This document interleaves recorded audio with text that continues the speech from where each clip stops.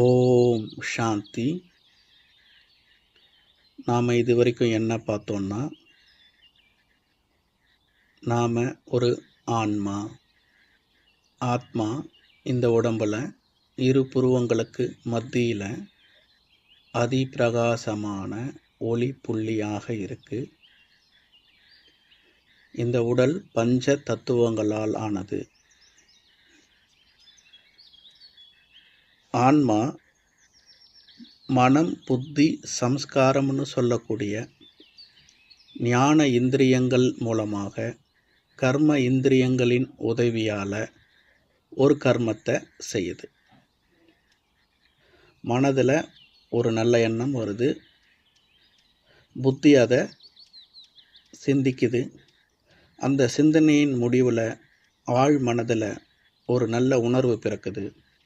அந்த நல்ல உணர்வு கண், காது, மூக்கு, நாக்கு, தொடு உணர்வு மூலமாக செயலாக வெளிப்படுது. அந்த செயலுக்கு ஒரு பலன் ரிட்டன் வருது. அதுதான் கர்ம பலன், புண்ணிய பலன்.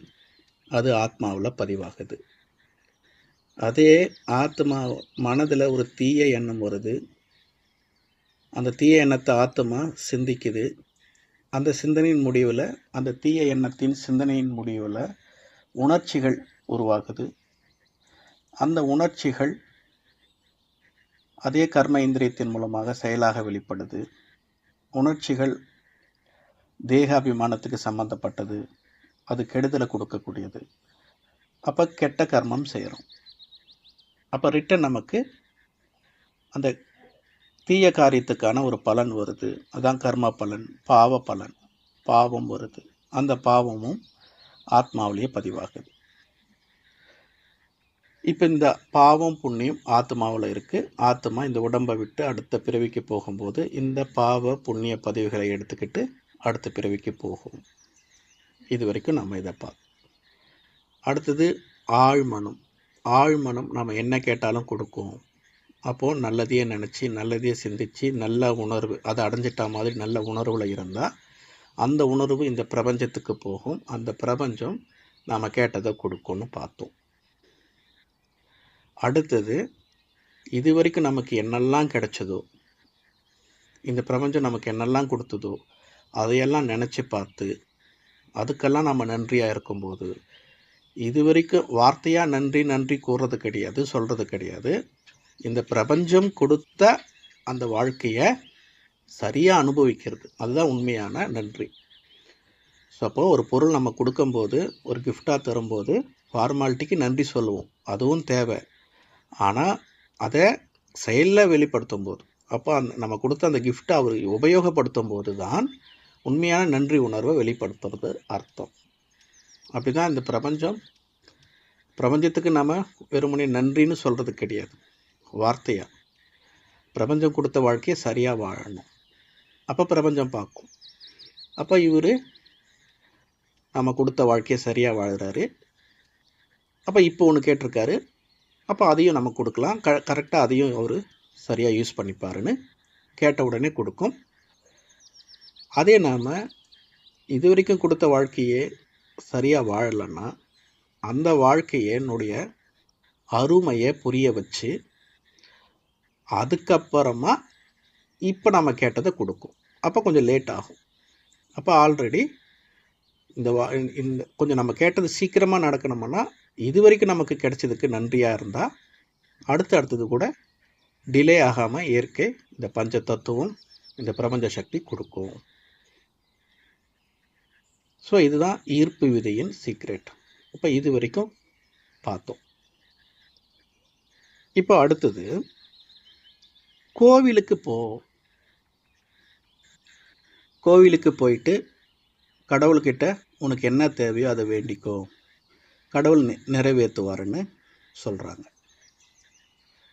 அப்போ அது எப்படி நடக்குது? கோவிலுக்கு போயிட்டு நமக்கு என்ன தேவையோ அதை கேட்டால் எப்படி அது கிடைக்குது? அப்போ அதை பற்றி நம்ம இந்த கிளாஸில் ரொம்ப டீப்பாக பார்க்கலாம். இப்போ கோவில் பார்த்திங்கன்னா பஞ்சபூத ஸ்தலங்கள்னு இருக்குது. வாயுலிங்கம், வருணலிங்கம், ஆகாய லிங்கம், அக்னி லிங்கம், அப்படி லிங்கங்கள் இருக்கு.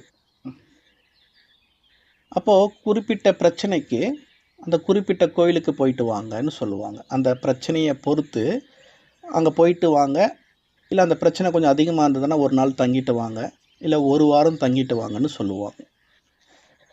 அப்படி அந்தந்த கோயிலுக்கு போயிட்டு வரதால் அந்த பிரச்சனைகள் சரியாகுதுன்னு ஒரு நம்பிக்கை இருக்குது. சரியாகுதுன்னு பல பேர் சொல்லியிருக்காங்க. இப்போ என் கேள்வி என்னன்னா, வாயுலிங்கம், வருணலிங்கம், ஆகாயலிங்கம், அக்னிலிங்கம்னு சொல்கிறோம் இல்லையா? அப்போ அக்னிலிங்கம்னா சிவன் திருவண்ணாமலை, வாயுலிங்கம்னா காலாஸ்திரி, ஆகாயலிங்கம்னா சிதம்பரம், அப்படி சொல்லுவாங்க. இப்போ மூணுமே சிவனுடைய கோவில். அப்போ இறைவன் சிவன், அவருடைய கோவில், அங்கே போயிட்டு வந்தீங்கன்னா அந்த பிரச்சனைகள் சரியாகும்னு சொல்கிறாங்க. சரியும் ஆகுது பல பேருடைய அனுபவத்தில். இப்போது திருவண்ணாமலையில் ஒருத்தர் இருக்கார், அவருக்கு ஏதோ குறிப்பிட்ட தோஷம், ஏதோ குறிப்பிட்ட பிரச்சனை. அப்போ அவருக்கு ஜாதகம் பார்க்குறவங்க இல்லை அவருடைய முன்னோர்கள் யாரோ ஒரு அறிவுரை தராங்க, இந்த பிரச்சனைக்கு நீங்கள் காலாஸ்திரிக்கு போயிட்டு வாங்க, அங்கே போயிட்டு வந்தீங்கன்னா சரியாயிடும்ன்றாங்க. போயிட்டு நான் அதே மாதிரி அவரும் நான் இதே மாதிரி சொன்னாங்க, நான் காலாஸ்திரி போயிட்டு வந்தேன், சரியாயிடுச்சுன்னு சொல்கிறார். அதே மாதிரி காலாஸ்திரியில் ஒருத்தர் வசிக்கிறாரு, அவருக்கு குறிப்பிட்ட வேறு ஏதோ ஒரு பிரச்சனை. அப்போ அவருக்கு என்ன சொல்கிறாங்கன்னா அங்கே இருக்கிறவங்க, நீங்கள் திருவண்ணாமலை போயிட்டு வாங்க, அங்கே போயிட்டு வந்தீங்கன்னா இந்த பிரச்சனை சரியாயிடும்னு சொல்கிறாங்க. அவரும் திருவண்ணாமலைக்கு போகிறார், காலாஸ்திரியிலேருந்து திருவண்ணாமலை. அங்கே போயிட்டு வராரு, அந்த பிரச்சனையும் சரியாகுதுன்னு சொல்கிறார். இப்போது எல்லா இடத்துல இருக்கிறது சிவனுடைய சக்தி என்னும்போது திருவண்ணாமலையில் சிவன் இருக்கிறார் இல்லையா? அப்போ அவர் திருவண்ணாமலையிலேயே சிவன்கிட்ட அந்த சக்தியை வாங்கிக்கிட்டு அந்த பிரச்சனையை சரி செய்யலாம் இல்லையா? அவரைய காலாஸ்திரியில் இருக்கக்கூடிய சிவன் கோயிலுக்கு போகணும். அதே மாதிரி காலாஸ்திரியில் வசிக்கக்கூடியவர் அங்கே இருக்கிற சிவன்கிட்ட போயிட்டு அந்த பிரச்சனையை சரி செஞ்சுக்காம திருவண்ணாமலையில் இருக்கக்கூடிய சிவன்கிட்ட ஏன் போகணும்? அந்தந்த கோயிலுக்கு போனால் பிரச்சனை சரி ஆகுது. அப்போ இங்கே இருக்கிறதும் சிவன் தானே, அங்கே இருக்கிறதும் சிவன் தானே. அப்போது அங்கே இருக்கிற சிவன் அந்த குறிப்பிட்ட பிரச்சனையை தான் சரி செய்வார், இங்கே இருக்கிற சிவன் இந்த குறிப்பிட்ட பிரச்சனை சரி செய்வார் அப்படின்னா அப்போ பல சிவன் இருக்காங்களா? ஒரு சிவன் தானே இருக்க முடியும். அப்போ அந்த ஒரு சிவன் எல்லையற்றவர் இல்லையா? அப்போ ஒரு இடத்துல இந்த சிவனுக்கு இந்த பவர் இருக்குதுன்னா இன்னும் அந்த காலாஸ்திரியில் இருக்கிற பவர் திருவண்ணாமலையில் இருக்கிற சிவனுக்கு இல்லையா? சிதம்பரத்தில் இருக்கக்கூடிய அந்த சிவனுக்கு இருக்கிற பவர் காலாஸ்திரியில் இருக்கிற சிவனுக்கு இல்லையா? இதுதான் கேள்வி. பிரச்சனை சரியாகுது பல பேர் சொல்கிறாங்க, ஆனால் அது சிவனுடைய சக்தியானா கேள்வி. ஏன்னா பல இடத்துல சிவன் இருக்காங்கல்ல, ஏன் அலைகழிக்கணும் பாவம்? அப்போ நாம் புரிஞ்சிக்க வேண்டியது அது சிவனின் சக்தி இல்லை, அது இறைவனின் சக்தி இல்லை, அது பஞ்ச தத்துவங்களினுடைய சக்தி. அப்போ அந்த கோவில்களில் பஞ்ச தத்துவங்களினுடைய சக்தி இருக்கு. அப்போது மறுபடியும் இந்த உடலுக்கு வருவோம். இப்போ இந்த உடல் பஞ்ச தத்துவங்களால் ஆனதுன்னு பார்த்தோம். பஞ்ச தத்துவம்னா நீர், நிலம், நெருப்பு, காற்று, ஆகாயம். இப்போ இந்த உடம்புல நீர் 72% இருக்குன்னு சொல்கிறாங்க. நிலம் 12% இருக்குதுன்னு சொல்கிறாங்க. காற்று 6% இருக்குன்னு சொல்கிறாங்க. நெருப்பு 4% இருக்குன்னு சொல்கிறாங்க. ஆகாயம் 6% இருக்குன்னு சொல்கிறாங்க. அப்போது இது போல் ஒரு மெஷர்மெண்ட்டில் இந்த உடம்புக்குள்ளே இந்த எனர்ஜி இருக்குது. இதே பர்சன்டேஜில் தான் வெளியிலையும் இருக்குது. வெளியில் இந்த பிரபஞ்சத்தில் இதே கணக்குப்படி தான் நீர் 72%, நிலம் 12%, காற்று 6%, நெருப்பு 4%, ஆகாயம் 6%. அப்போ இதைத்தான் அண்டத்தில் இருப்பது பிண்டத்தில் இருக்குன்னு சொல்கிறாங்க. பிண்டம்னா இந்த உடல், அண்டம்னா இந்த பிரபஞ்சம், வெளி பிரபஞ்சம். அப்போ அதில் இருக்கிறதெல்லாம் அதே அளவு இந்த உடம்புக்குள்ளேயும் இருக்குது. இதுதான் பேலன்ஸ். இப்போ இந்த உடம்புல நீர்ன்றது என்னன்னா, நம்ம இந்த இரத்த ஓட்டம் இதெல்லாம் நீருக்கு சம்மந்தப்பட்டது. உள்முகமாக ரத்தம் பாயுது, வெளிமுகமாக வியர்வையா அந்த தண்ணீர் பாயுது. இது நீர் தத்துவம். அடுத்தது நிலம். நிலம்னா இந்த தோல், இந்த ஸ்கின். இந்த தோலெல்லாம் நிலம், மண்ணுக்கு சம்பந்தப்பட்டது. அடுத்தது நெருப்பு.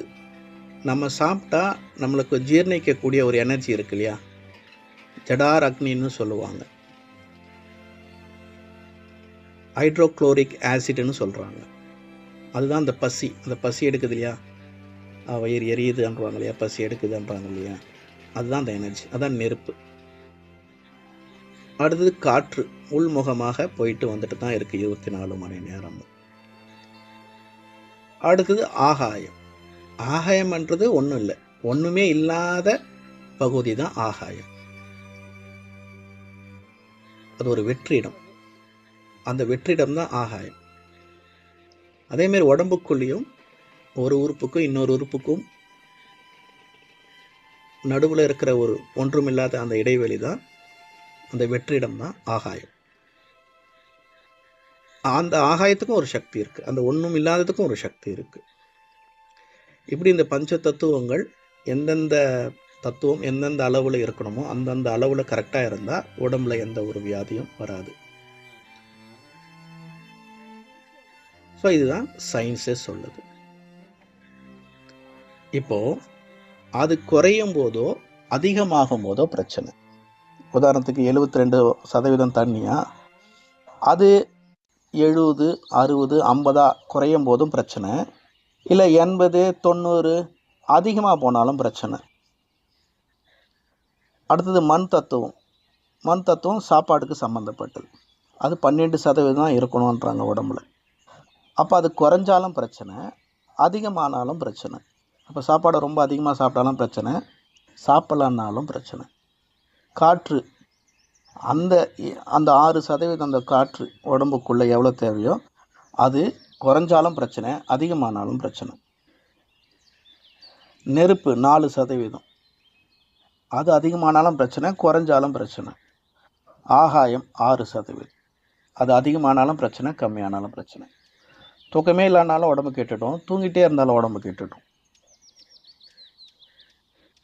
அப்போ இதெல்லாம் எப்படி கிடைக்குது? அப்போ தண்ணி அது நம்ம கையில் இருக்குது, நம்ம நல்லா தேவையான அளவுக்கு குடிச்சிக்கிட்டே இருக்கணும்.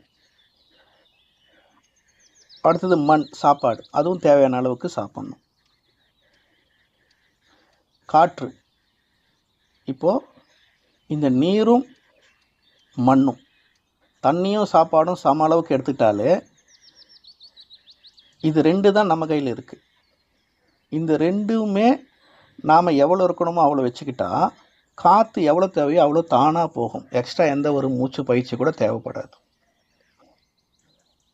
அது தானாக ஆழமாக போகும், வரும். வயிற்றில் இடமே இல்லை, அப்போ எப்படி காற்று உள்ளே போகும்? ஒரு பெரிய கூட்ட நெரிசல் இருக்குன்னா ஒருத்தர் எப்படி உள்ளே பொழுது போக முடியும்? ரொம்ப கம்ஃபர்டபுளாக இருக்காதுல்ல, கஷ்டப்பட்டு உள்ளே போகணும் இல்லையா? அது யாருமே இல்லை, கியூவே இல்லைன்னா ஹாயாக உள்ளே போயிட்டு ஹாயாக வரலாம். அப்படி தான் காற்று நீங்கள் உங்கள் கையில் இல்லை, அது தானாக உள்ளே போகும், அடியில் போகும், வரும். ஆனால் நம்ம தான் மூச்சு முட்டை தண்ணி குடிக்கிறோம் இல்லை சாப்பிட்டு வரோன்னா எப்படி போகும்? போகாது இல்லையா? அப்போ அதனால் எக்ஸ்ட்ரா பிராணாயாமம் மூச்சு பயிற்சி செய்கிறாங்க. ஆனால் அது அன்நேச்சுரல், நமக்கு எதுவுமே தேவையில்லை. அப்படி இயற்கைக்கு எதிராக நம்ம ஒரு வேலையை செய்யும்போது அதுவும் பிரச்சனை தான். அதனால தான் பிராணாயாமம் பண்ணுறவங்களுக்கும் நிறைய பிரச்சனை வரும் உடம்புல ஃப்யூச்சரில். அப்போ நல்லா இருக்கிற மாதிரி இருக்கலாம். ஸோ லங்ஸோட கெப்பாசிட்டி என்னவோ அதுதான். அதை தாண்டி நீங்கள் எக்ஸ்ட்ரா ஒரு விஷயத்தை கொடுக்குறீங்க, ஒரு பயிற்சியை கொடுக்குறீங்கன்னா அதனால் எப்படி செய்ய முடியும்? அப்போ நீங்கள் செய்ய வேண்டியது இந்த தண்ணியும் சாப்பாடும் கரெக்டாக கொடுத்தா போதும். அது அளவுக்கு அது கொடுத்தாலே மீதி எவ்வளோ சுவாசம் ஆழமாக போகணுமோ அவ்வளோ ஆழம் தானாக போயிட்டு வரும். நீங்கள் எக்ஸ்ட்ரா எந்த பயிற்சியும் செய்ய வேண்டியது இல்லை. ஸோ அப்போது அதே மாதிரி தேவையான உழைப்பும் வேணும். அந்த உழைக்கும் போது தான் உடம்பு ஹீட் ஆகும். அப்போ அதுதான் நெருப்பு மூலமாக கிடைக்கிற சக்தி. ஸோ அப்போ அடுத்தது ஆகாயம், அதான் தூக்கத்துக்கு சம்மந்தப்பட்டது. அப்போ நல்லா ஆழ்ந்த தூக்கம். அப்போது தண்ணியும் சாப்பாடும் சரியான அளவுக்கு கொண்டு போயிட்டா 72% தண்ணி, 12% மண் சாப்பாடு, இதை மட்டும் கரெக்டாக பண்ணால் காற்று தானே ஆழமாக போயிட்டு வரும். அடுத்தது காற்று நல்லா ஆழ்ந்து போயிட்டு வந்தாலே ஆழ்ந்த தூக்கம் வரும். கரெக்டாக 8:30 தூக்கம் வரும். 8:30 தூங்கினா தான் தூக்கத்தில் கிடைக்க வேண்டிய எனர்ஜி கிடைக்கும். அதை பற்றி ஃப்யூச்சரில் பார்ப்போம். தூக்கத்தில் கிடைக்கிற எனர்ஜியை 8 to 4 மணிக்குள்ளே தான் கிடைக்கும். அதுக்கு மேலே நீங்கள் தூங்கலாம், ஆனால் தூக்கத்தில் கிடைக்கிற சக்தி கிடைக்காது, சும்மா உடம்பு படுத்துட்டு. அப்போ 8 hour தூங்கணும். அந்த 8 ஹவரும் 8 to 4 தூங்கணும், இல்லை 9 to 5 தூங்கிடணும். குறைந்தபட்சம் 10 to 6 தூங்கிடணும். இந்த 8 மணி நேரத்துக்குள்ளே 8 hour தூங்கணும். அப்போ தான் அந்த எனர்ஜி வரும். அப்போது சொன்ன மாதிரி அந்த சாப்பாடு, தண்ணி, காற்று சரியாயிட்டாலே அந்த 8:30 தூக்கம் வரும். நல்லா ஆழ்ந்த தூக்கம் தூங்குவோம். அப்போ ஆழ்ந்த தூக்கம் வந்தாலே மனசு அமைதியாகிடும். தூக்கத்துக்கும் மனசுக்கும் சம்பந்தம், ஆகாயத்துக்கும் மனசுக்கும் சம்பந்தம் இருக்குது. ஆகாய தத்துவம் மனசுக்கு சம்மந்தப்படும். அப்போ தூக்கத்தில் பிரச்சனை வந்தால் தான் மனசில் பிரச்சனை வரும். அப்போ மானசீக பிரச்சனைக்கு நாம் சைக்காட்ரிஸ்ட் என்ன பண்ணுவாங்க, தூக்க மாத்திரையை தான் கொடுப்பாங்க. அப்போ நல்லா தூங்கும்போது மனசு ரொம்ப கிளியராக இருக்கும், தெளிவாக இருக்கும். அப்போ மனப்பிரச்சனைகள் வராது. அப்போ மனசு உடம்பை பாதிக்கும், உடம்பு மனசை பாதிக்கும். அப்போ இதோட அதுக்கு தொடர்பு இருக்குது, அதோட இதுக்கு தொடர்பு. அப்போ இது ஒரு அளவு முறை. அப்போ இதை நாம் சரியாக செஞ்சிட்டாலே, சொன்ன மாதிரி எந்தெந்த அளவில் எந்தெந்த தத்துவம் இருக்கணுமோ அவ்வளோ கொடுத்தாலே உடம்புல எந்த பிரச்சனையும் இருக்காது, வியாதி வராது. அப்போ இதை சரியாக வச்சுக்காமல் இதை நாம் தண்ணியை எக்ஸ்ட்ரா குடிக்கிறது, இல்லை தண்ணியை குடிக்காமல் இருக்கிறது, நிறைய சாப்பிட்றது இல்லை சாப்பிடாமல் இருக்கிறது, இது போல் செய்யும்போது என்ன ஆகும், உழைப்பே இல்லாமல் இருக்குது. இதில் ரொம்ப உழைக்கிறது, ரொம்ப உழைச்சா ரொம்ப சூடாகிடும். உழைக்கவே இல்லைன்னா சூடே இருக்காது. 12-1 மணிக்கு தூங்குறது, 8 hour தூங்குவீங்க. 12 மணிக்கு படுத்தா 8 மணிக்கு எழுந்துப்பீங்க, 8 hour தூங்கியிருப்பீங்க. ஆனால் தூக்கத்துக்கான சக்தி காலையில் 5 மணி 5:30 6 மணிக்குள்ளே முடிஞ்சிடும். அப்போ 6 hour தான் தூங்கணும் கணக்கு, 2 hour கணக்கில் வராது 8 மணிக்கு நீங்கள் எழுந்தாலும். ஸோ அப்போ அங்கே மனசு கொஞ்சம் பாதிக்கும். ஏன்னா மனதுக்கான சக்தி தூக்கத்தில் கிடைக்கும். அப்போ மனம் டிஸ்டர்ப் ஆகுதுன்னா அதை நம்ம அடுத்தவங்க மேலே தான் காமிப்போம். அப்போ அடுத்தவங்க மனசையும் டிஸ்டர்ப் பண்ணுறோம். ஸோ இப்படி இந்த சிஸ்டத்தை சரியாக பயன்படுத்திக்காமல் தப்பாக பயன்படுத்துறதால தான் நம்மளுக்கு பிரச்சனை. அப்போ இப்படிப்பட்ட தப்பான செயல், தப்பான கர்மம் செய்கிறதால ரிட்டன் நம்மளுக்கு தப்பான பலன் தானே வரும், கர்ம பலன். அப்போ நீங்கள் 8 மணிக்கு படுத்து 4 மணிக்கு எழுந்தால் உடம்பு நல்லா இருக்கும். 8 மணிக்கு படுக்கக்கூடிய நல்ல கர்மம் செஞ்சால், 4 மணிக்கு எழுந்துக்கிற நல்ல கர்மம் செஞ்சால் பலன், கர்ம பலன் நல்லா தானே இருக்கும். 12-1 மணிக்கு படுத்து 8-9 மணிக்கு எழுந்தால் இந்த தீய செயல் செஞ்சால் தீய கர்மம் தான் வரும், உடம்பு கெட்டு போயிடும். ஆனால் நாம் என்ன சொல்கிறோம், கடவுள் என் உடம்பு கெடுத்துட்டார், என் மனசை கெடுத்துட்டாரு. தூங்கலை, அதனால் மனசை கெட்டுடுச்சு. அந்த எந்தெந்த தத்துவம் எவ்வளோ இருக்கணுமோ அதை மிஞ்சி சாப்பிட்டீங்க, தண்ணி குடிச்சிங்க, அதனால் உடம்பு போயிடுச்சு. இதுக்கும் கடவுளுக்கும் சம்மந்தம் இல்லை. புதுசாக ஒரு ஹீரோ ஹோண்டா கம்பெனிலேருந்து ஒரு வண்டியை வாங்குறீங்க. வாங்கும்போது எந்த பிரச்சனையும் இல்லை. அப்புறம் ஒரு 5 வருஷம் கழிச்சு பிரச்சனை வருது. பாருங்கள், ஒரே பிரச்சனை. சரியில்லை, ஹீரோ ஹோண்டா சரியில்லை, ஹீரோ சரியில்லை, ஹோண்டா சரியில்லை. வாங்கும்போதே சரியில்லைன்னா தான் அவங்க பிரச்சனை. வாங்கும்போது நல்லா தானே இருந்தது. அதை நீங்கள் சரியாக வச்சுக்கல. ஒருத்தர் 20 வருஷமாக ஹீரோ ஹோண்டா வண்டி வச்சுட்ருப்பார், ஹீரோ வண்டி வச்சுட்ருப்பார்.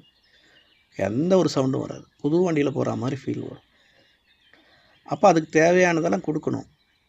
ஆயில் கரெக்டாக சேஞ்ச் பண்ணணும், கரெக்டாக பெட்ரோல் போடணும், நல்ல பெட்ரோல் போடணும்.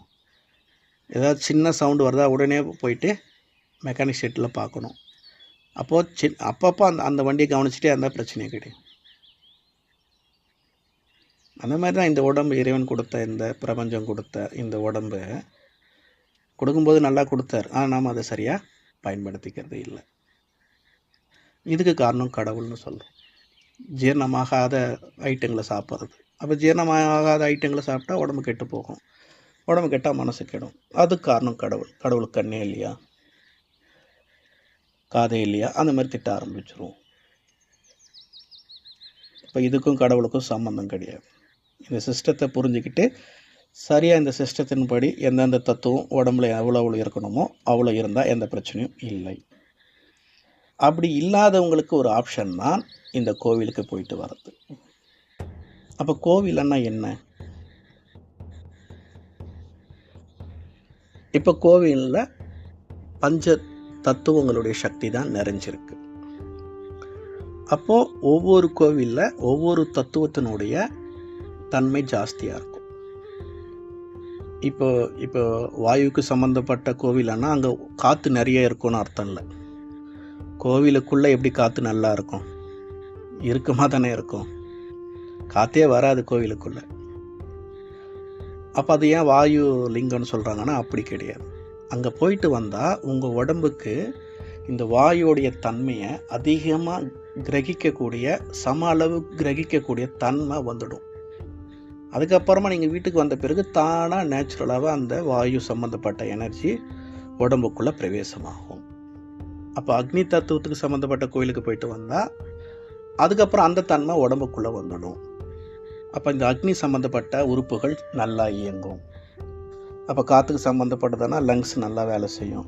அக்னி சம்மந்தப்பட்டதுன்னா அந்த ஜீரண உறுப்புகள், அந்த ஜீரண அமிலங்கள் நல்லா வேலை செய்யும். அப்போ வர்ணலிங்கம்னா போயிட்டு வந்தால் அந்த உடம்புல அந்த குளிர்ச்சி, அந்த நீர்த்தன்மையை சரியாக, அந்த பிளட் இந்த ஃப்ளோவை சரியாக வச்சுக்கும். அப்போ மண் சம்மந்தப்பட்டதுன்னா அந்த உடம்பு சதைகள் நல்லா வச்சுக்கும். அப்படி ஒரு சிஸ்டம் அங்கே இருக்குது. அது எப்படி கோவிலுக்குள்ளே இருக்குன்னா, இப்போ கோவில்ன்றதுன்னா மேக்சிமம் கருங்கல்லால் உருவாக்கப்பட்டது தான் கோவில். இப்போ இருக்கக்கூடிய நவீன காலத்தில் கட்டக்கூடிய அந்த டைல்ஸு அதுக்கெல்லாம் அந்த தன்மை இருக்காது. கருங்கல்லால் கட்டப்பட்ட பழைய கோவில்களுக்கு தான் அந்த தன்மை இருக்குது.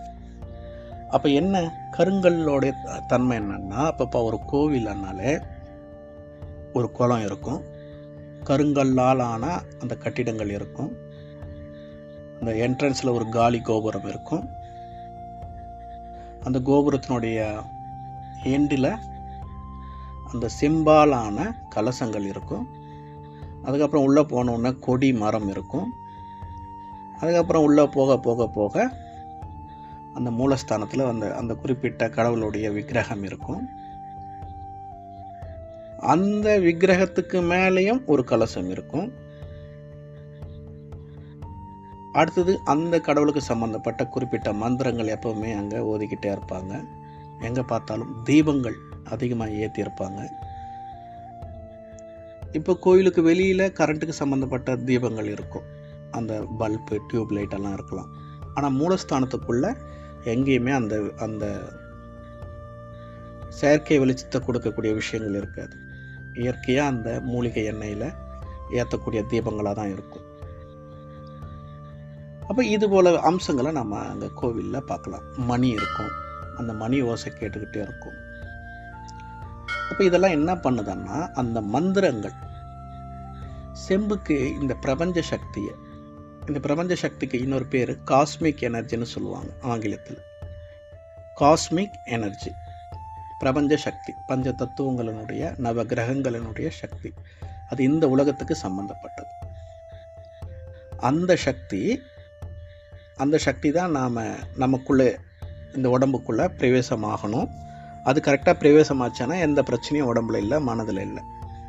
அப்போ அந்த சக்தி தான் கோவிலுக்குள்ளே பிரவேசமாகிட்டே இருக்குது. அப்போ அதுக்கு சப்போர்ட்டாக அந்த கோவில் இருக்கணும். அப்போ அந்த கருங்கல் அந்த எனர்ஜியை வாங்கக்கூடிய தன்மையில் இருக்குது. செம்புக்கு அந்த எனர்ஜியை, அந்த காஸ்மிக் எனர்ஜியை வாங்கக்கூடிய தன்மை இருக்குது. அந்த விக்கிரகம் செஞ்ச அந்த கல்லுக்கும் அந்த தன்மை இருக்கணும். அடுத்து அந்த விக்கிரகம் வைக்கிற கரெக்டாக அந்த இடத்துக்கு மேலே கலசம் இருக்குது.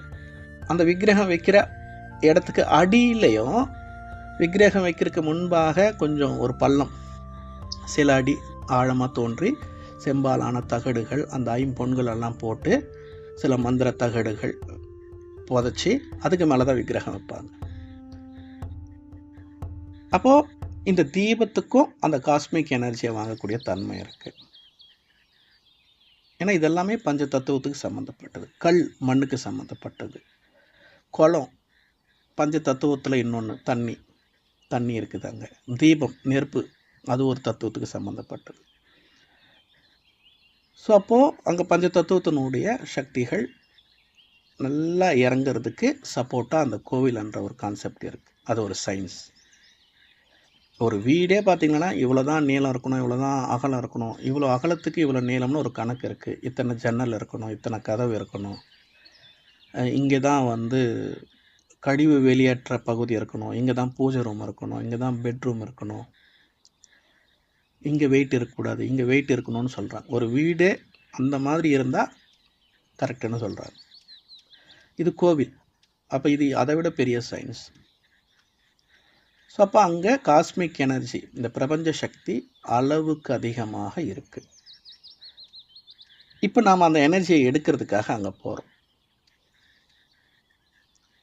எதனால் அங்கே போகிறோம்? இருக்கிற இடத்துலேருந்தே வாங்கலாம் தியானத்தின் மூலமாக. அப்போ உட்காந்து நம்ம மேலே இதுக்கு முன்னாடி சொன்ன கிளாஸில் சொன்ன மாதிரி ஆடாமல் அசையாமல் ஒரு இடத்துல உட்காந்து 1 மணி நேரம், சிலருக்கு அதிகமாக கூட ஆகலாம் நேரம். ஏன்னா அவங்களுடைய மன ஓட்டத்தை பொறுத்து இருக்குது. அதிகமான குழப்பம் இருந்தால் 1.5 மணி நேரம் 2 மணி நேரம் கூட ஆகும். அப்போ நாம் ஒரு விஷயத்தை தியானத்தோட முடிவில் நினச்சா நடக்கும்னு பார்த்தோம். அப்போ என்ன நடக்குது தியானத்தில்? அப்போ நான் ஒரு ஆத்மா, இந்த உடம்பு இல்லை, நான் அன்பு சுரூப ஆத்மா, அமைதி சுரூப ஆத்மா, தூய்மை சுரூப ஆத்மா, சுக சுரூப ஆத்மா, ஆனந்த சுரூப ஆத்மா, சக்தி சுரூப ஆத்மா, ஞான சுரூப ஆத்மா.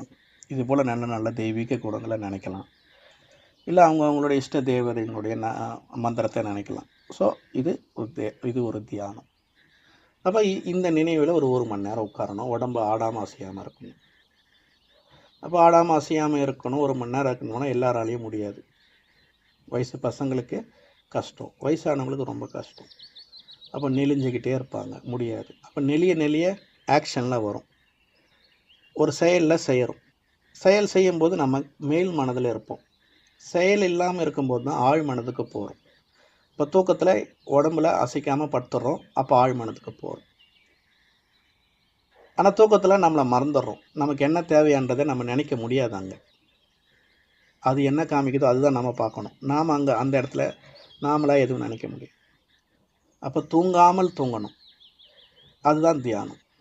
அப்போது உடம்பு அசைக்காமல் இருக்கும்போது மனசு பார்க்கும், இவர் உடம்பு அசைக்கலை, எந்த ஒரு ஆக்ஷன்லையும் இல்லை, அப்போ இவர் தூக்க நிலையை எதிர்பார்க்குறாருன்னு புரிஞ்சுக்கிட்டு ஒரு தூக்க நிலையை கொடுக்கும்.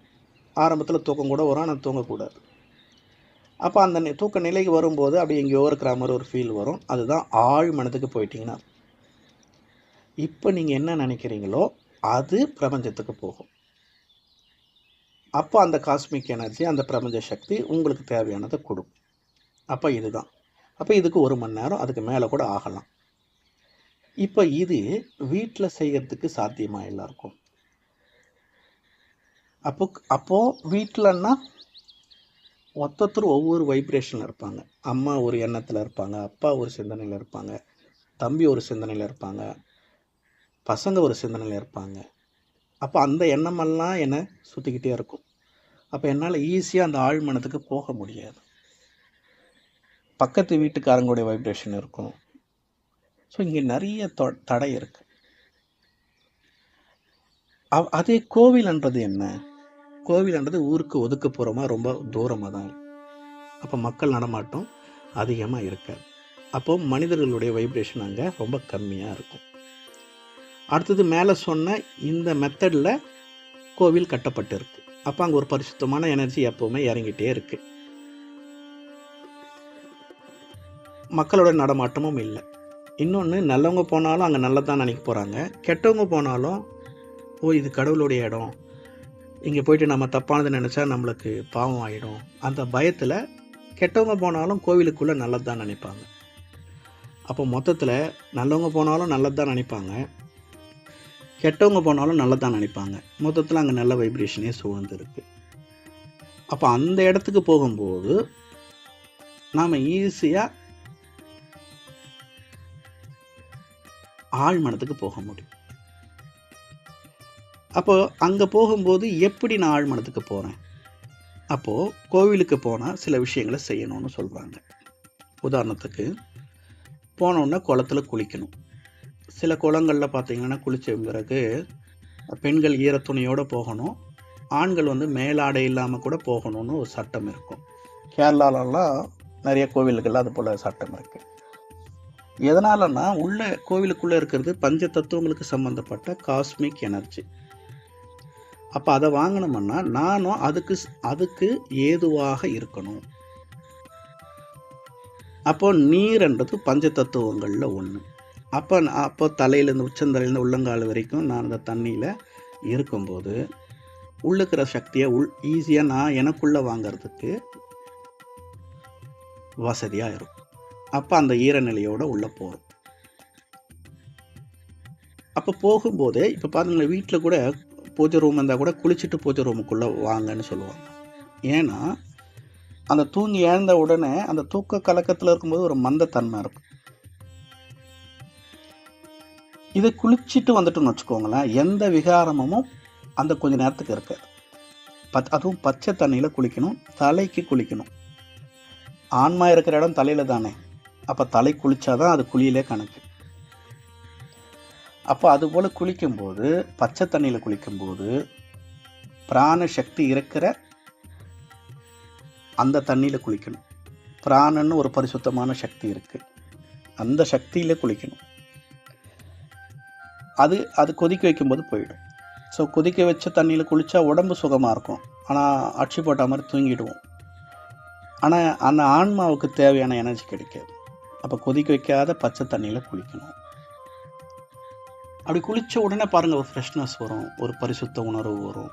காமம், கோபம், பேராசை, பற்று, எந்த சிந்தனையும் இல்லாமல் அமைதியாக இருப்பீங்க. இது எதுவுமே இல்லைன்னா தேகாபிமானம் இல்லை. தேகாபிமானம் இல்லைன்னா கொஞ்சம் ஆன்ம உணர்வு வந்திருக்கு. அப்போ அந்த பரிசுத்த உணர்வோடு பூஜை ரூமுக்கு போயிட்டு நினைக்கிறீங்கன்னா அது நடக்கும். அப்போ அதுக்காகத்தான் அங்கே கோவிலில் குளம் வச்சுருக்காங்க. அப்போ குளத்தில் குளிச்சுட்டு உள்ளே போகும். அடுத்தது அங்கே அபிஷேகம் நடக்கும், பூஜை நடக்கும், ஒரு மணி நேரம் 2 மணி நேரம். பெண்கள் எல்லாம் உள்ளே உட்காந்துட்டு எல்லாத்தையும் பார்ப்பாங்க, ஆண்கள் மட்டும் அங்கங்கே அப்படி வெளியில் உட்காந்துட்டு இருப்பாங்க. இந்த மணி ஓசை கேட்டவுடனே உள்ளே வந்துடுவாங்க. அப்போ இது முக்கியமான கட்டம்.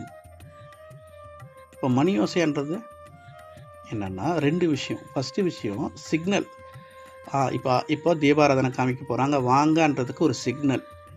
அது கேட்டவுடனே வெளியில் உட்காந்துட்டு இருக்கவங்களாம் முடிஞ்சிச்சு பூஜை, இப்போ போகணுன்றதுக்கு ஒரு சிக்னலாக வரும். ஆனால் அதனோட உண்மையை காரணம் என்னென்னா, இப்போ உடம்பை பரிசுத்தமாக்கிட்டோம் குளிச்சுட்டு. ஏன்னா குளிக்காமல் போகக்கூடாது. வீட்டில் இருக்கிற வைப்ரேஷன் எடுத்துகிட்டு போயிட்டு நம்ம கோவிலில் இருக்கிற வைப்ரேஷனோட மிக்ஸ் பண்ணி கோவிலில் இருக்கிற வைப்ரேஷனையும் கெடுத்துடுவோம். அப்போ குளிக்கும்போது வீட்டோட வைப்ரேஷன் அந்த தண்ணியிலே போயிடும், அப்புறம் உள்ளே போகும். அப்போ மணி ஓசை என்ன பண்ணுதுன்னா உங்கள் மனதை ஒரு நிலைப்படுத்தும், ஒரு பக்குவ நிலைக்கு கொண்டு வரும். உடம்பும் மனசும் ஒரு நிலையோட இருக்கும். அப்போ மணி ஓசைக்கு அப்படி ஒரு பவர் இருக்குது. அது ஒரு ஓம்காரத்தினுடைய ரிஃப்ளெக்ஷன் சொல்கிறாங்க. அந்த ஓம்னு சொல்லக்கூடிய ஒரு மந்திரத்தினுடைய ஒரு தன்மை தான் அந்த மணி ஓசை.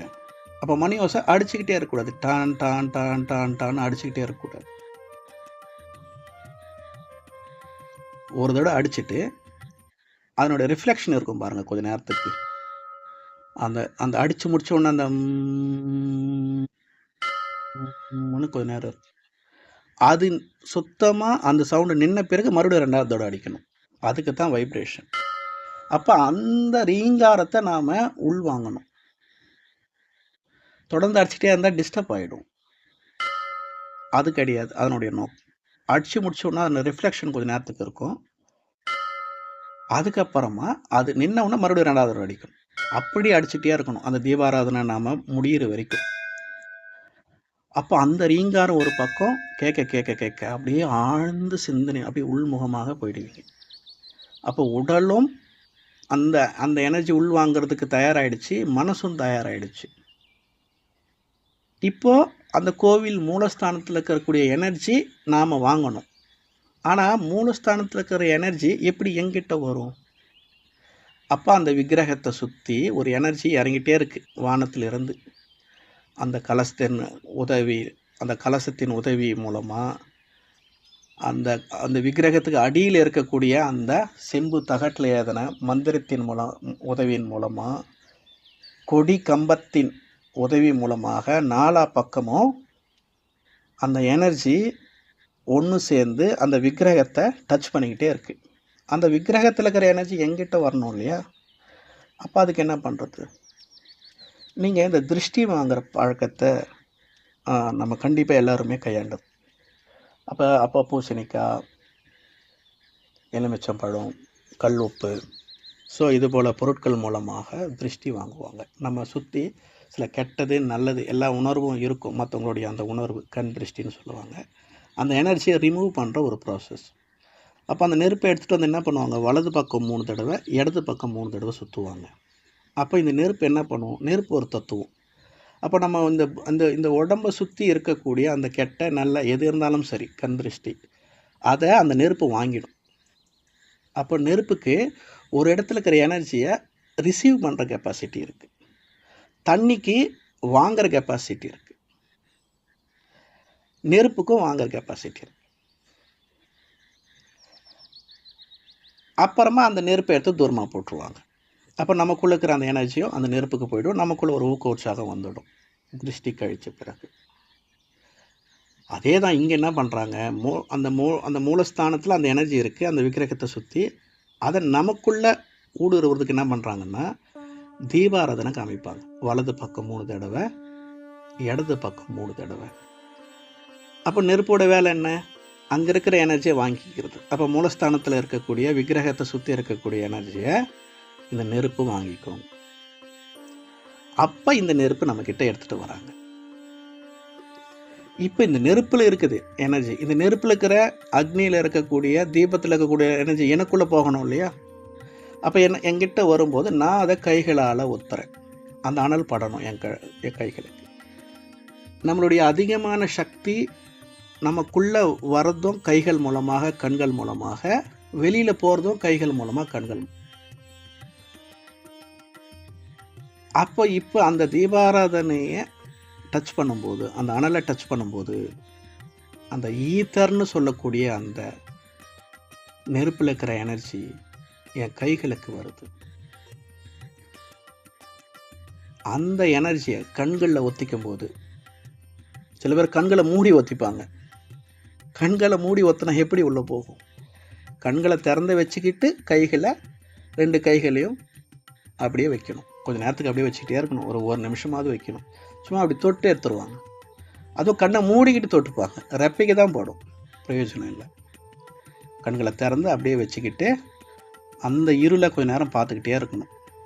அந்த கண்ணை அந்த கண் ஒரு நிமிஷமாவது பார்த்தா அந்த எனர்ஜி உள்ள கண்கள் வழியாக அப்படியே போயிடும். ஸோ இவ்வளோ ப்ராசஸ் மூலமாக உடலும் பரிசுத்தமாகி அந்த கொஞ்ச நேரத்தில் மனசும் பரிசுத்தமாகி ஆன்மாவும் ஓரளவுக்கு இந்த மனம் புத்தி பரிசுத்தமாக இருக்கிறதால ஆன்மா அந்த பரிசுத்தத்தை கொஞ்சம் உணருது. அடுத்தது என்ன பண்ணணும்? கோவிலை சுற்றி வரணும். எதுக்கு சுற்றி வரணும்னா, சுற்றி வர்றதால தான் ஆக்சிஜன் அதிகமாக போகும், காற்று அதிகமாக போகும். நீங்கள் சும்மா இருக்கும்போது போகாது. கொஞ்சம் நடக்கிறீங்கன்னும் போது என்ன ஆகும்? கொஞ்சம் சாப்பிட்டதும் ஜீரணமாகும். ஜீரணமான பிறகு காலியாக இருக்கும் வயிறு.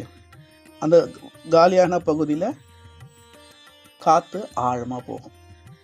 அதனால தான் ஒருபோது இருந்துட்டு கோயிலுக்கு போகணும்.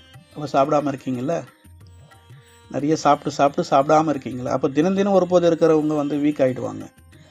எப்போவுமே சாப்பிட்டுட்டு இருக்கிறீங்க, மாதத்தில் ஒரு நாள் விரதம் இருந்தால் நல்லது. அப்படி சாப்பிடாமல் இருக்கீங்க, வாக்கிங் பண்ணும்போது மூச்சு காற்று ஆழமாக போகும். ஏன் ஆழமாக போகணும்? ஏன்னா இங்கே பரிசுத்தமான சக்தி இருக்குல்ல, இதை மூச்சு காற்று வழியாக உள்ள வாங்குகிறோம். அதுக்கு தான் 108 சுற்று. ஏன்னா எவ்வளோ சுற்றுறியோ அவ்வளோ நல்லது. அப்போ அந்த ஒரு அரை மணி நேரம் சுற்றுறீங்களா, நல்லா மூச்சு காற்று உள்ளே போய் ரொம்ப பவர்ஃபுல்லான ஒரு மைண்ட் உருவாயிடும். அதுக்கப்புறம் ஒரு மூலையில் உட்காரணும். ஏன்னா கோவில் கட்டுறதே உட்காரணுன்றதுக்காகத்தான், தியானம் பண்ணணுன்றதுக்காகத்தான். உட்கார மாட்டீங்கல்ல, அதை உட்காந்தா எல்லாம் எதெல்லாம் செய்யக்கூடாது அதெல்லாம் செஞ்சுடுவோம். கோயிலுக்கு போயிட்டு எதை செய்யணும் அதை செய்ய மாட்டோம், உட்கார மாட்டோம். கோவில் கட்டினதே உட்காரதுக்காக. அப்போ ஒரு அரை மணி நேரம் அதை உட்காரணும். அரை மணி நேரம் இந்த காலத்தில் யார் உட்கார முடியும்? அதே 108 சுற்றுறீங்க இல்லையா, சுற்றி ஒன்றும் டயர்ட் ஆகிடுவீங்க. ஒரு மணி நேரமாவது நீங்கள் உட்கார்ந்தாகும். அப்போ ஒரு மூலையிலே போய் உட்காந்துருவீங்க. இப்போ உட்காந்தோன்னா என்ன ஆகும்? வீட்டில் நீங்கள் 1 மணி நேரம் முயற்சி செஞ்சால் லாஸ்ட் 5 நிமிஷம் 10 நிமிஷம் அந்த ஆழ்மனத்துக்கு போவீங்க. அப்போ நீங்கள் நினைக்கிறது பிரபஞ்சத்துக்கு போகும். அந்த பிரபஞ்சம், அந்த காஸ்மிக் எனர்ஜி நீங்கள் கேட்டதை கொடுக்கும். ஆனால் இங்கே ஆல்ரெடி குளத்தில் குளித்து மணி ஓசையை கேட்டு தீபாராதனை பார்த்து தீபாராதனை உள் வாங்கி 108 சுற்றி நல்ல பரிசுத்தமான காற்றை உள் வாங்கி ஒரு மூலையில் அப்படி உட்காரும்போது 10 நிமிஷத்தில் 1 மணி நேரம் 2 மணி நேரம் நாம் உட்காந்து தியானம் செஞ்சால் எவ்வளோ பவரோ, எந்த இடத்துக்கு போகுமோ அந்த இடத்துக்கு 10 நிமிஷத்தில் போயிடும். அப்போ அரை மணி நேரம் 1 மணி நேரம் அங்கே அந்த நிலையில் இருந்தால் ரொம்ப ரொம்ப பவர்ஃபுல் ஆவீங்க. அப்போ அங்கே போயிட்டு நீங்கள் ஒரு தாட் உருவாக்குறீங்க, ஒரு எண்ணத்தை உருவாக்குறீங்க, ஒரு சங்கல்பத்தை உருவாக்குறீங்கன்னா அது ரொம்ப ரொம்ப திடமானதாக மாறும். ஆழ்மனம் ரொம்ப வேகமாக பிரபஞ்சத்துக்கு அனுப்பும். பிரபஞ்சமும் வேகமாக நீங்கள் கேட்டதை கொண்டு வந்து சேர்க்கும். ஏன்னா அதிகமான சக்தியில் நீங்கள் இருந்து அந்த எண்ணத்தை உருவாக்குறதால. அப்போ வீட்டில் 21 நாள் 1 மாதம் தியானம் பண்ணி கேட்குற விஷயம் 1 மாதம் கழித்து பிரபஞ்சம் கொடுக்கலான்னு யோசிக்கிற விஷயம், கோயிலுக்கு போயிட்டு மேலே சொன்ன எல்லா விஷயத்தையும் செஞ்சுட்டு அங்கே ஒரு மூலையில் உட்காந்து தியானம் பண்ணி தியானத்தோட முடிவில் நீங்கள் நினைக்கும்போது அது 1 வாரம் 10 நாள்லேயே நடக்கிற வாய்ப்புகள் ஜாஸ்தி. இதுதான் அங்கே நடக்குது. அப்போது இதெல்லாம் இப்படி நான் சொன்ன மாதிரி எல்லாருக்கும் சொல்லவும் முடியாது, சொன்னால் எல்லாருக்கும் புரியாதுன்றதுக்காகத்தான் கோவிலுக்கு போ, உன் இஷ்ட தேவதைக்கிட்ட உனக்கு என்ன தேவையோ வேண்டிக்கோ, அது கண்டிப்பாக நடக்கணும் நம்மளுடைய முன்னோர்கள் சொல்கிறாங்க. அப்போ எல்லாருக்கும் இது சொன்னால் புரியாதுன்றதுக்காக தான் அங்கே சிவனுடைய சக்தி இருக்குது, பெருமாளுடைய சக்தி இருக்குது, முருகருடைய சக்தி இருக்குதுன்னு சொல்கிறாங்க. அப்போது அங்கே போனால் மேலே சொன்ன இந்த விஷயங்கள் இதெல்லாம் சயின்ஸ், இது மூட நம்பிக்கை கிடையாது. அப்போது இதெல்லாம் அங்கே போய் இவ்வளோ விஷயங்கள் நமக்குள்ளே கிடைக்கிது. அடுத்தது அங்கே போய் உட்கார்ந்து தியானம் பண்ணுறதால ஆழ்மனத்துக்கு போகிறீங்க. இன்னொன்று, கண்டிப்பாக இந்த விஷயங்களெல்லாம் புரியலனாலும் நான் வந்த இடம் கடவுளுடைய இடம், கண்டிப்பாக முருகர் அதை செய்வார், விநாயகர் செய்வார், சிவன் செய்வாருன்னு நம்புறீங்க பார்த்தீங்களா? அப்போ எதை நீங்கள் நம்புறீங்களோ அது சீக்கிரமாக நடக்கும். அப்போ அந்த கடவுள் நம்பிக்கை அங்கே உங்களுக்கு பாதி சப்போர்ட் பண்ணுது. பாதி மேலே சொன்ன விஷயங்கள், பாதி கண்டிப்பாக கடவுள் செஞ்சுருவாருப்பா. அப்போ கண்டிப்பாக 100% நீங்கள் நினச்சதை நடக்கிறதுக்கு ஏதுவாக இருக்கும். ஸோ அப்போது இந்த கோவிலுக்கு போயிட்டு வர்றதால பஞ்ச தத்துவங்கள் நம்ம உடம்புல ஒரு பிரபாவத்தை ஏற்படுத்துது. அப்போ எந்த தத்துவம் யாருக்கு வீக்காக இருக்கோ அதை கண்டுபிடிச்சி அந்தந்த கோயிலுக்கு போகும்போது அந்த தத்துவம் தேவையான அளவுக்கு எனக்கு கிடைக்கிது. என்னுடைய உடல் பிரச்சனை, மன பிரச்சனை தற்காலிகத்துக்கு சரியாகுது. மறுபடியும் கொஞ்ச நாள் கழிச்சு அந்த பிரச்சனை வரும், மறுபடியும் போகும், மறுபடியும் பிரச்சனை வரும், மறுபடியும் போகும். ஏன் போயிட்டு வந்துட்டா ஒரே தடவை பிரச்சனை சரியாகணும் இல்லையா? ஏன் ஒவ்வொரு தடவை போக வேண்டியதாக இருக்குது? அப்போ கோவிலோட கெப்பாசிட்டி அவ்வளோதான். இப்போ ஒரு பிரச்சனை உங்களுக்கு வருது, ஜுரம் வருது, டாக்டர்கிட்ட போகிறீங்க, அவர் மாத்திரை தர்றாரு, சரியாகுது. இல்லை வேற ஒரு பிரச்சனை வருது, போகிறீங்க, சரியாகுது. அப்புறம் அவர் சொல்லுவார், இனி இந்த பிரச்சனை வராமல் இருக்கணும்னா நீங்கள் இது டயட் ஃபாலோ பண்ணுங்கள், இப்படி இருங்கன்னு சொல்கிறார். நாம் அப்படி இல்லைன்னா மறுபடியும் வரும்ல.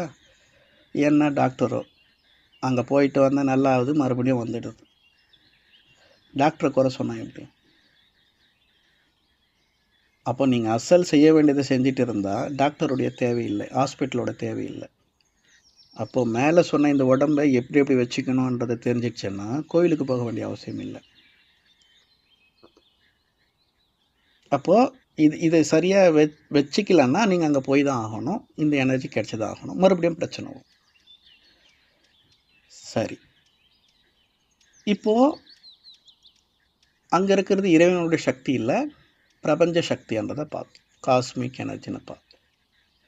இப்போ ஒரு பேப்பர் கிழிஞ்சிடுச்சுன்னா கம்மு போட்டு தான் ஒட்டுவோம், அதுக்கு வெல்டிங் பண்ண மாட்டோம். இல்லை ஒரு இரும்பு பிளேட்டு உடஞ்சிடுச்சுன்னா அதுக்கு வெல்டிங், அதே இரும்பு ராடை உருக்கி அதை வெல்டு பண்ணுவோம், அதுக்கு நம்ம கம் ஓட்ட மாட்டோம். அப்போ எந்தெந்த மெட்டீரியல் டேமேஜ் ஆகுதோ உடையுதோ அந்தந்த மெட்டீரியல் சார்ந்து அதை உருக்கி அதை ஒட்டுவோம். அப்படிதான் இந்த உடல் என்ற இந்த பஞ்ச தத்துவங்களால் ஆன இந்த உடல் என்ற மெட்டீரியலில் ஏதோ ஒரு பிரச்சனை வருதுன்னா அதே பஞ்ச தத்துவத்தால் ஆன அந்த எனர்ஜியை உள்ளே கொடுத்து இதை சரி செய்யறோம். ஆனால் இது உடம்பை பரிசுத்தமாக்குமே தவிர ஆத்மாவை பரிசுத்தமாக்காது. இந்த உடல் மனம் பரிசுத்தமாவதால் ஆன்மா கொஞ்சம் பரிசுத்தத்தை உணருது, பரிசுத்தம் ஆவறது கிடையாது. எப்பவுமே ஆத்மாவில் இருக்கிற பாவ பதிவுகள் அழியாது கோயிலுக்கு போகிறதால. என்னை விட உயர்ந்த ஒருத்தர் எனக்கு உதவி செய்ய முடியும், என்னை விட கீழானவர் எனக்கு உதவி செய்ய முடியும், என்னை விட எனர்ஜி கம்மியாக இருக்க ஒருத்தர் எனக்கு எனர்ஜி கொடுக்க முடியாது. ஆன்மா உடம்பை விட்டு பிரிஞ்ச உடனே உடம்பு அழிஞ்சிடுது, துர்நாற்றம் வீசுது. இப்போ ஆன்மா இருக்கிற வரைக்கும் அப்படி எதுவும் நடக்கலை. அப்போ உடம்பு இவ்வளோ பரிசுத்தமானது, சக்தி மிக்கது, பஞ்ச தத்துவம் இவ்வளோ சக்தி மிக்கது. ஆனாலும் அந்த ஆன்மா இருக்கிற வரைக்கும் இது அழியலை, ஆன்மா போன பிறகு அழியுது. அப்போ இந்த பஞ்ச தத்துவத்தை விட உயர்ந்த சக்தி தான் ஆன்ம சக்தி, நாம் எல்லோருமே. அப்போ ஆன்மாவில் தான் பாவங்கள் பதிவாகுதுன்னு பார்க்குறோம். அப்போ பஞ்ச தத்துவத்தாலான சக்தி ஆன்மாவில் இருக்கக்கூடிய இந்த பஞ்ச தத்துவத்தை விட உயர்ந்த ஆன்மாவில் இருக்கக்கூடிய பாவத்தை அழிக்க முடியாது இல்லையா? அப்போ அந்த பாவப்பதிவு இருக்கிறதால தான் மறுபடியும் பிரச்சனை வருது, மறுபடியும் நாம் கோயிலுக்கு போகிறோம். பாவப்பதிவே இல்லைன்னா கோயிலுக்கு போக வேண்டிய அவசியமே இல்லை, வியாதியே இல்லைன்னா ஹாஸ்பிட்டலுக்கு போக வேண்டிய அவசியம் இல்லை. அப்போ அந்த வியாதி தான் கர்மா. அப்போ இந்த சமநிலை ஆகிறதுக்கு காரணம், இந்த சமநிலை இல்லாமல் போகிறதுக்கு காரணம் நம்ம செஞ்ச கர்மா. அப்போ அந்த கர்மா, நம்ம செஞ்ச பாவ கர்மா போகணும்னா அது பஞ்ச தத்துவங்களால் முடியாது, கோவிலுக்கு போனால் பயனில்லை.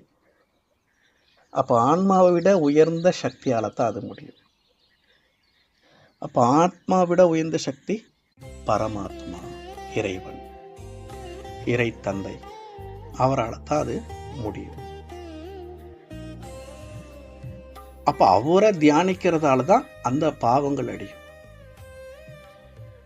அப்போ பாவங்கள் அழிஞ்சிச்சுன்னா ஆன்மாவுக்கு எது செய்யணும் எது செய்யக்கூடாதுன்ற ஞானம் வந்துடும். உடம்பை சரியாக வச்சுக்கும், மனசை சரியாக வச்சுக்கும். உடம்பு மனசு சரியாக இருந்தால் எந்த டிப்ரெஷனும் இல்லை, எந்த பிரச்சனையும் இல்லை, அடுத்தவங்க மேலே கோபத்தை காமிக்க மாட்டோம். குடும்பத்தில் எந்த பிரச்சனையும் இல்லை, எப்பவுமே ஆனந்தமாக இருக்கிறோம்னா கோவில் குளத்துக்கு வேலையே இல்லை.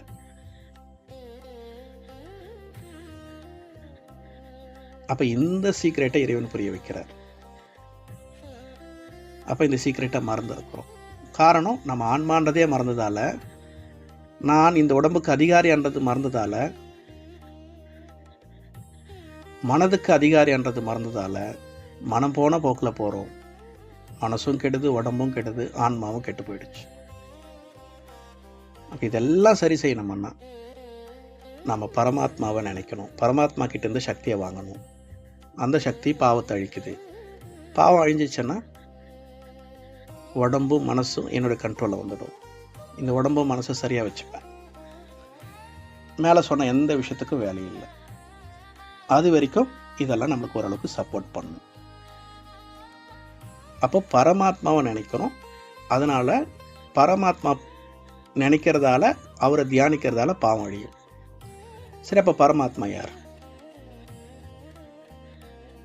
அப்போ பரமாத்மா யாருன்னு தெரிஞ்சுக்கிறதுக்கு முன்னாடி யாரெல்லாம் பரமாத்மா இல்லைன்றதை பார்க்கணும். ஏன்னா அது பெரிய லிஸ்டே இருக்குது. அப்போ யாரெல்லாம் பரமாத்மா இல்லைன்னு சாஸ்திரங்களே சொல்லுதோ அதை பற்றி பார்த்துட்டு, இவங்கெல்லாம் பரமாத்மா இல்லை, இவங்கெல்லாம் பரமாத்மா இல்லைன்றதை பார்த்துட்டு சாஸ்திரங்களே சொல்லக்கூடிய பரமாத்மா யார் அதை பார்க்கலாம். ஓம் சாந்தி.